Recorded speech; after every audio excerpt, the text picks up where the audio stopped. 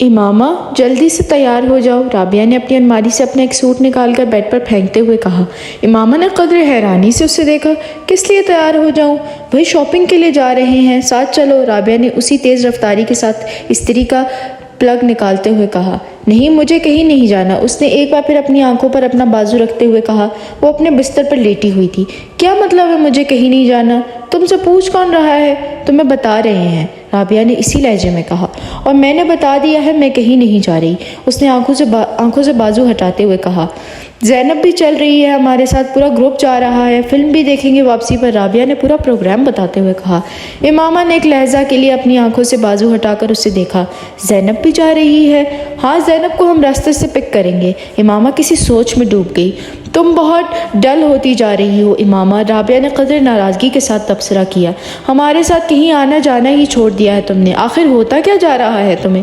کچھ نہیں، بس میں آج کچھ تھکی ہوئی ہوں، اس لیے سونا چاہ رہی ہوں، امامہ نے بازو ہٹا کر اسے دیکھتے ہوئے کہا۔ تھوڑی دیر بعد جویریہ بھی اندر آ گئی اور وہ بھی اسے ساتھ چلنے کے لیے مجبور کرتی رہی، مگر امامہ کی زبان پر ایک ہی رٹ تھی، نہیں مجھے سونا ہے، میں بہت تھک گئی ہوں۔ وہ مجبوراً اسے برا بھلا کہتے ہوئے وہاں سے چلی گئیں۔ راستے سے انہوں نے زینب کو اس کے گھر سے پک کیا اور زینب کو پک کرتے ہوئے جویریہ کو یاد آیا کہ اس کے بیگ کے اندر اس کا والیٹ نہیں ہے، وہ اسے ہاسٹل میں ہی چھوڑ آئی تھی۔ واپس ہاسٹل چلتے ہیں، وہاں سے والیٹ لے کر پھر بازار چلیں گے۔ جویریہ کے کہنے پر وہ لوگ دوبارہ ہاسٹل چلی آئیں، مگر وہاں آ کر انہیں حیرانی کا سامنا کرنا پڑا کیونکہ کمرے کے دروازے پر تالا لگا ہوا تھا۔ یہ امامہ کہاں ہے؟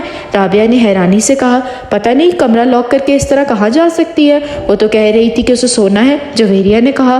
ہاسٹل میں تو کوئی کسی کے روم میں نہیں چلی گئی، رابعہ نے خیال ظاہر کیا۔ وہ دونوں اگلے کئی منٹ ان واقف لڑکیوں کے کمروں میں جاتی رہیں جن کی ہیلو ہائی تھی، مگر امامہ کا کہیں پتہ نہیں تھا۔ کہیں ہاسٹل سے باہر تو نہیں گئی؟ رابعہ کو اچانک خیال آیا۔ آؤ وارڈن سے پوچھ لیتے ہیں، جویریہ نے کہا۔ وہ دونوں وارڈن کے پاس چلی آئیں۔ ہاں، امامہ ابھی کچھ دیر پہلے باہر گئی ہے، وارڈن نے ان کی انکوائری پر بتایا۔ جویریہ اور رابعہ ایک دوسرے کا منہ دیکھنے لگیں۔ وہ کہہ رہی تھی کہ شام کو آئے گی، وارڈن نے انہیں مزید بتایا۔ وہ دونوں وارڈن کے کمرے سے نکل آئی۔ یہ کہاں گئی ہے؟ ہمارے ساتھ تو جانے سے انکار کر دیا تھا کہ اسے سونا ہے، وہ تھکی ہوئی ہے اور اس کی طبیعت خراب ہے، اور اب اس طرح غائب ہو گئی ہے، رابعہ نے الجھے ہوئے انداز میں کہا۔ رات کو وہ قدر لیٹ واپس آئیں اور جس وقت وہ واپس آئیں امامہ کمرے میں موجود تھی۔ اس نے مسکراتے ہوئے ان دونوں کا استقبال کیا۔ لگتا ہے خاصی شاپنگ ہوئی ہے آج، اس نے ان دونوں کے ہاتھوں میں پکڑے ہوئے شاپنگ بیگ کو دیکھتے ہوئے کہا۔ ان دونوں نے اس کی بات کے جواب میں کچھ نہیں کہا، بس شاپرز رکھ کر اسے دیکھنے لگی۔ تم کہاں گئی ہوئی تھی؟ جویریہ نے اس سے پوچھا۔ امامہ کو جیسے ایک جھٹکا لگا۔ میں اپنا والیٹ لینے واپس آئی تو تم یہاں نہیں تھی، کمرہ لاک تھا، جویریہ نے اسی انداز میں پوچھا۔ میں تم لوگوں کے پیچھے گئی تھی؟ کیا مطلب؟ جویریہ نے کچھ نہ سمجھنے والے انداز میں کہا۔ تمہارے نکلنے کے بعد میرا ارادہ بدل گیا تھا، میں یہاں سے زینب کی طرف گئی کیونکہ تم لوگوں کو اس سے پک کرنا تھا، مگر اس کے چوکیدار نے بتایا کہ تم لوگ پہلے ہی وہاں سے نکل گئے ہو، پھر میں وہاں سے واپس آ گئی، بس راستے میں کچھ کتابیں لی تھی، پھر میں نے، امامہ نے کہا، دیکھا تم نے پہلے کہا تھا نا کہ ہمارے ساتھ چلو، مگر اس وقت تم نے فوراً انکار کر دیا، بعد میں بے وقوفوں کی طرح پیچھے چل پڑی، ہم لوگ تو مشکوک ہو گئے تھے تمہارے بارے میں، رابعہ نے کچھ اطمینان سے ایک شاپر کھولتے ہوئے کہا۔ امامہ نے کوئی جواب نہیں دیا، وہ صرف مسکراتے ہوئے ان دونوں کو دیکھتی رہی۔ وہ دونوں اب اپنے شاپرز کھولتے ہوئے خریدی ہوئی چیزیں اسے دکھا رہی تھی۔ تمہارا نام کیا ہے؟ پتہ نہیں۔ ماں باپ نے کیا رکھا تھا؟ یہ ماں باپ سے پوچھیں۔ خاموشی۔ لوگ کس نام سے پکارتے ہیں تمہیں؟ لڑکے یا لڑکیاں؟ لڑکے بہت سارے نام لیتے ہیں، زیادہ تر کون سا نام پکارتے ہیں؟ Daredevil. خاموشی۔ اور لڑکیاں؟ وہ بھی بہت سے نام لیتی ہیں، زیادہ تر کس نام سے پکارتی ہیں؟ یہ میں نہیں بتا سکتا، اٹس ٹو پرسنل۔ گہری خاموشی، طویل سانس، پھر خاموشی۔ میں آپ کو ایک مشورہ دوں؟ کیا؟ آپ میرے بارے میں وہ جاننے کی کوشش کیوں نہیں کرتے جو نہ آپ پہلے جانتے ہیں نہ میں؟ آپ کی دائیں طرف ٹیبل پر جو سفید فائل پڑی ہے اس میں میرے سارے پرٹیکولرز موجود ہیں، پھر آپ وقت ضائع کیوں کر رہے ہیں؟ سائیکو اینالسٹ نے اپنے پاس موجود ٹیبل لیمپ کی روشنی میں سامنے کاؤچ پر دراز اس نوجوان کو دیکھا جو اپنے پیر مسلسل ہلا رہا تھا۔ اس کے چہرے پر گہرا اطمینان تھا اور یوں لگ رہا تھا جیسے وہ سائیکو اینالسٹ کے ساتھ ہونے والی اس ساری گفتگو کو بیکار سمجھ رہا ہے۔ کمرے میں موجود ٹھنڈک، خاموشی اور نیم تاریکی نے اس کے اعصاب کو بالکل متاثر نہیں کیا تھا۔ وہ بات کرتے ہوئے وقتاً فوقتاً کمرے میں چاروں طرف نظریں دوڑا رہا تھا۔ سائیکو اینالسٹ کے سامنے لیٹا نوجوان ایک عجیب کیس تھا۔ وہ فوٹوگرافک میموری کا مالک تھا جس کا IQ لیول 150 کی رینج میں تھا۔ وہ through out out standing academic record رکھتا تھا۔ وہ گولف میں پریزیڈنٹ گولڈ میڈل 3 بار جیت چکا تھا اور وہ تیسری بار خودکشی کی ناکام کوشش کرنے کے بعد اس کے پاس آیا تھا۔ اس کے والدین ہی اسے اس کے پاس لے کر آئے تھے اور وہ بے حد پریشان تھے۔ وہ ملک کے چند بہت اچھے خاندانوں میں سے ایک سے تعلق رکھتا تھا، ایسا خاندان جس کے پاس پیسے کی بھرمار تھی۔ 4 بھائیوں میں اور 1 بہن میں وہ چوتھے نمبر پر تھا۔ 2 بھائی اور 1 بہن اس سے بڑے تھے۔ اپنی ذہانت اور قابلیت کی وجہ سے وہ اپنے والدین کا بہت زیادہ چہیتا تھا۔ اس کے باوجود پچھلے 3 سال میں اس نے 3 بار خودکشی کی کوشش کی۔ پہلی دفعہ اس نے سڑک پر بائک چلاتے ہوئے 1 وے کی خلاف ورزی کی اور بائک سے ہاتھ اٹھا لیے۔ اس کے پیچھے آنے والی ٹریفک کا کانسٹیبل نے ایسا کرتے ہوئے اسے دیکھا تھا۔ خوش قسمتی سے گاڑی سے ٹکرانے کے بعد وہ ہوا میں اچھل کر ایک دوسری گاڑی کی چھت پر گرا اور پھر زمین پر گرا۔ اس کی کچھ ربس اور بازو اور ایک ٹانگ میں فریکچرز ہوئے۔ تب اس کے والدین کانسٹیبل کے اصرار کے باوجود اسے ایک حادثہ ہی سمجھے، کیونکہ اس نے اپنے ماں باپ سے یہی کہا تھا کہ وہ غلطی سے 1 وے سے ہٹ گیا تھا۔ دوسری بار پورے 1 سال کے بعد اس نے لاہور میں خود کو باندھ کر پانی میں ڈوبنے کی کوشش کی۔ ایک بار پھر اسے بچا لیا گیا۔ پل پر کھڑے لوگوں نے اسے رسی سمیت باہر کھینچ لیا جس کے ساتھ باندھ کر اس نے خود کو نیچے گرایا تھا۔ اس بار کی گواہی دینے والے لوگوں کی تعداد زیادہ تھی کہ اس نے خود اپنے آپ کو پانی میں گرایا تھا، مگر اس کے ماں باپ کو ایک بار پھر یقین نہیں آیا۔ سالار کا بیان یہ تھا کہ کچھ لڑکوں نے اس کی گاڑی کو پل کے پاس روکا اور پھر اسے باندھ کر پانی میں پھینک دیا۔ جس طرح وہ بندھا ہوا تھا اس سے یوں ہی لگتا تھا اسے واقعی باندھ کر گرایا گیا تھا۔ پولیس اگلے کئی ہفتے تک اس کے بتائے گئے حلیوں کے لڑکوں کو پورے شہر میں تلاش کرتی رہی۔ سکندر عثمان نے خاص طور پر ایک گارڈ اس کے ساتھ تعینات کر دیا جو 24 گھنٹے اس کے ساتھ رہتا تھا، مگر تیسری بار وہ اپنے ماں باپ کی آنکھوں میں دھول نہیں جھونک سکا۔ خواب آور گولیوں کی ایک بڑی تعداد کو پیس کر اس نے کھا لیا تھا۔ گولیوں کی تعداد اتنی زیادہ تھی کہ معدہ واش کرنے کے باوجود اگلے کئی دن تک وہ بیمار رہا تھا۔ اس بار کسی کی بھی کوئی غلط فہمی نہیں ہوئی۔ اس نے خانسامہ کے سامنے ان گولیوں کو پاؤڈر کو دودھ میں ڈال کر پیا تھا۔ سکندر عثمان اور طیبہ سکندر شاکڈ رہ گئے تھے۔ پچھلے دونوں واقعات بھی انہیں پوری طرح یاد آ گئے تھے اور وہ پچھتانے لگے تھے کہ انہوں نے پہلے اس بات پر اعتبار کیوں نہیں کیا۔ پورا گھر اس کی وجہ سے پریشان ہو گیا تھا۔ اس کے بارے میں اسکول، کالونی اور خاندان ہر جگہ خبریں پھیل رہی تھی۔ وہ اس بات سے انکار نہیں کر سکا کہ اس نے خودکشی کی کوشش کی تھی، مگر وہ یہ بتانے پر تیار نہیں تھا کہ اس نے ایسا کیوں کیا تھا۔ بھائی، بہن، ماں یا باپ، اس نے کسی کے سوال کا جواب نہیں دیا۔ سکندر A لیولز کے بعد اس کے بڑے 2 بھائیوں کی طرح اسے بیرون ملک تعلیم حاصل کرنے کے لیے بھجوانا چاہتے تھے۔ وہ جانتے تھے اسے کہیں بھی نہ صرف بڑی آسانی سے ایڈمیشن مل جائے گا بلکہ اسکالرشپ بھی، لیکن ان کے سارے پلان جیسے بھگ کر کے اڑ گئے تھے۔ اور اب وہ سائیکو اینالسٹ کے سامنے موجود تھا جس کے پاس سکندر عثمان نے اسے اپنے ایک دوست کے مشورے پر بھجوایا تھا۔ ٹھیک ہے سالار، بالکل ٹو دا پوائنٹ بات کرتے ہیں۔ مرنا کیوں چاہتے ہو تم؟ سالار نے کندھے اچکائے۔ آپ سے کس نے کہا ہے کہ میں مرنا چاہتا ہوں؟ خودکشی کی 3 کوششیں کر چکے ہو تم۔ کوشش کرنے اور مرنے میں بڑا فرق ہوتا ہے۔ تینوں دفعہ تم اتفاقاً بچے ہو، ورنہ تم نے خود کو مارنے میں کوئی کسر نہیں چھوڑی تھی۔ دیکھیں، جس کو آپ خودکشی کی کوشش کہہ رہے ہیں، میں اسے خودکشی کی کوشش نہیں سمجھتا۔ میں صرف دیکھنا چاہتا تھا کہ موت کی تکلیف کیسی ہوتی ہے۔ وہ اس کا چہرہ دیکھنے لگا جو بڑے پرسکون انداز میں انہیں سمجھانے کی کوشش کر رہا تھا۔ اور موت کی تکلیف تم کیوں محسوس کرنا چاہتے تھے؟ بس ایسے ہی، کیوریوسٹی سمجھ لیں۔ سائیکو اینالسٹ نے گہرا سانس لے کر اس 150 IQ لیول والے نوجوان کو دیکھا جو اب چھت کو گھور رہا تھا۔ تو ایک بار خودکشی کی کوشش سے تمہارا یہ تجسس ختم نہیں ہوا؟ تب میں بے ہوش ہو گیا تھا، اس لیے میں ٹھیک سے کچھ بھی محسوس نہیں کر سکا۔ دوسری بار بھی ایسا ہی ہوا، تیسری بار بھی ایسا ہی ہوا، وہ مایوسی سے سر ہلاتے ہوئے بولا۔ اور اب تم چوتھی بار کوشش کرو گے؟ یقیناً میں محسوس کرنا چاہتا ہوں کہ درد کی انتہا پر جا کر کیسا لگتا ہے۔ کیا مطلب؟ جیسے جوائے کی انتہا ایکٹسی ہوتی ہے، مگر میری سمجھ میں نہیں آتا کہ خوشی کی اس انتہا کے بعد کیا ہے۔ اسی طرح درد کی بھی تو انتہا ہوتی ہوگی جس کے بعد آپ کچھ بھی سمجھ نہیں سکتے، جیسے ایکٹسی میں آپ کچھ بھی نہیں سمجھ سکتے۔ میں نہیں سمجھ سکا۔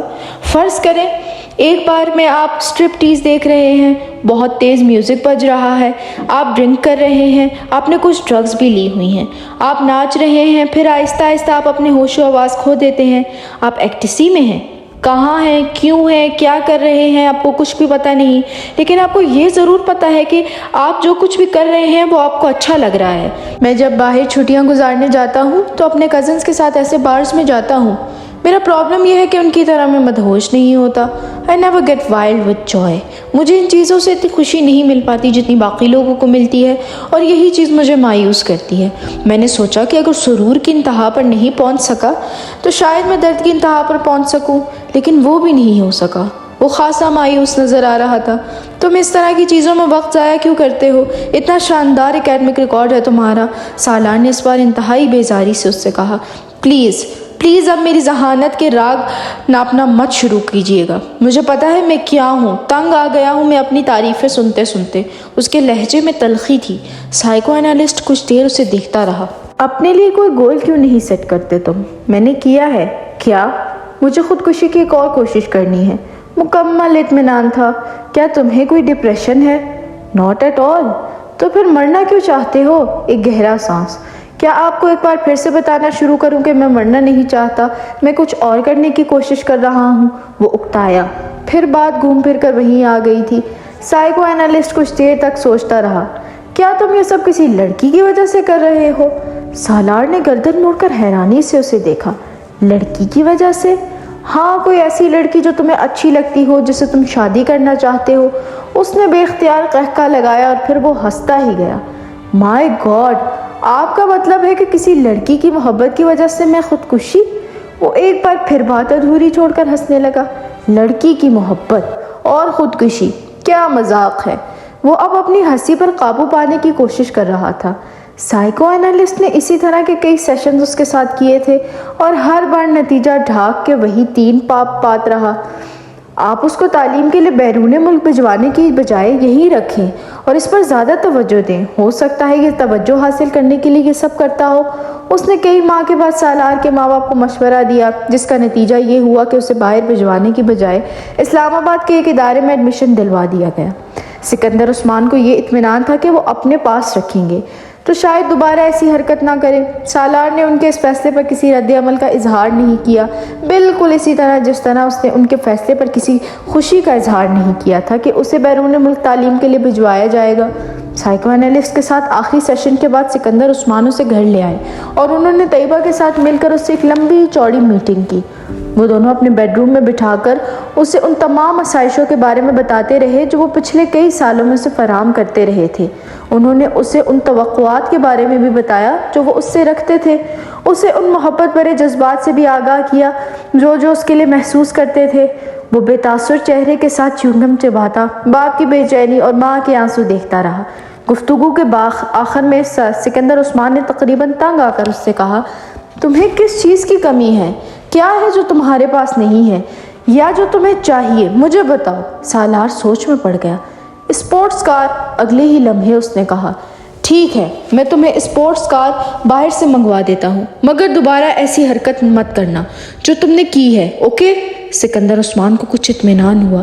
سالار نے سر ہلا دیا۔ طیبہ سکندر نے ٹشو سے اپنے آنسو صاف کرتے ہوئے جیسے سکون کا سانس لیا۔ وہ کمرے سے چلا گیا تو سکندر عثمان نے سگار سے گاتے ہوئے اس سے کہا، طیبہ تمہیں اس پر بہت توجہ دینی پڑے گی، اپنی ایکٹیویٹیز کچھ کم کرو اور کوشش کرو کہ اس کے ساتھ روزانہ کچھ وقت گزار سکو۔ طیبہ نے سر ہلا دیا۔ وسیم نے امامہ کو دور سے ہی لان میں بیٹھے دیکھ لیا۔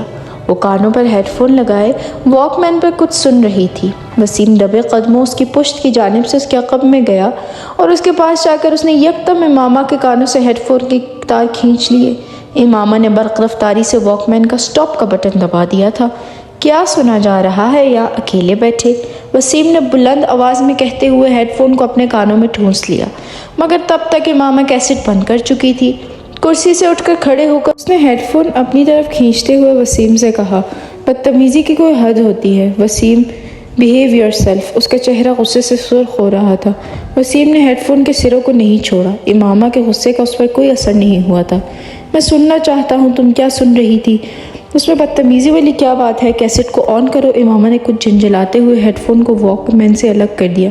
میں تمہارے سننے کے لیے واک مین لے کر یہاں نہیں بیٹھی، دفع ہو جاؤ یہ ہیڈ فون لے کر۔ وہ ایک بار پھر اپنی کرسی پر بیٹھ گئی۔ اس نے واک مین کو بڑی مضبوطی کے ساتھ اپنے ہاتھ میں جکڑا ہوا تھا۔ وسیم کو لگا جیسے وہ کچھ گھبرائی ہوئی ہے، مگر وہ گھبرائے گی کیوں؟ وسیم نے سوچا اور اس خیال کو ذہن سے جھٹکتے ہوئے سامنے والی کرسی پر جا کر بیٹھ گیا۔ ہیڈ فون کو اس نے میز پر رکھ دیا۔ یہ لو، اپنا غصہ ختم کرو، واپس کر رہا ہوں میں، تم سنو جو بھی سن رہی ہو، اس نے بڑے صلح جویانہ انداز میں ہاتھ اٹھاتے ہوئے کہا۔ نہیں، اب مجھے نہیں سننا کچھ، تم ہیڈ فون اپنے پاس رکھو۔ امامہ نے ہیڈ فون کی طرف ہاتھ نہیں بڑھایا۔ ویسے تم سن کیا رہی تھی؟ کیا سنا جا سکتا ہے؟ امامہ نے اسی کے انداز میں کہا۔ غزلیں سن رہی ہوگی، وسیم نے خیال ظاہر کیا۔ تمہیں پتہ ہے وسیم، تم میں بہت ساری عادتیں بوڑھی عورتوں والی ہیں، مثلاً بال کی کھال اتارنا اور دوسروں کی جاسوسی کرتے پھرنا اور شرمندہ بھی نہ ہونا۔ اور تمہیں یہ پتہ ہے کہ تم آہستہ آہستہ کتنی خود غرض ہوتی جا رہی ہو؟ وسیم نے ترکی بہ ترکی جواب دیتے ہوئے کہا۔ امامہ نے اس کی بات پر برا نہیں مانا۔